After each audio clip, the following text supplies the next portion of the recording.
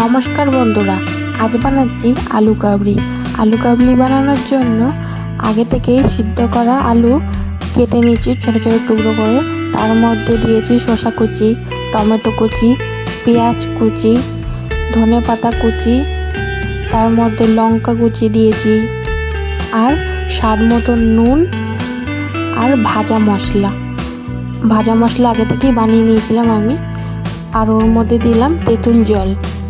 এবার এটা ভালো করে মিক্স করে নিতে হবে, ভালো করে মিশিয়ে নিতে হবে। এবার একটা আমার এর মধ্যে ভুল হয়ে গেছে, আমি ছোলাটা দিতেই ভুলে গেছিলাম। তা কাঁচা ছোলাও এর মধ্যে দিয়ে দিলাম, ভিজিয়ে রেখেছিলাম আগে থেকে। ওটার মধ্যে দিয়ে ভালো করে মিশিয়ে নিচ্ছি। এবার ওর মধ্যে ওপর দিয়ে সেউ ভাজা ছড়িয়ে দিলাম, ভালো লাগবে খেতে এর মধ্যে দিলে। উপর দিয়ে আর একটু ধনে পাতা ছড়িয়ে দিচ্ছি। আমার আলু কাবলি রেডি। কেমন হয়েছে ভিডিওটা নিশ্চয়ই কমেন্টে জানাবেন, আর আমার চ্যানেলটাকে সাবস্ক্রাইব করে দেবেন।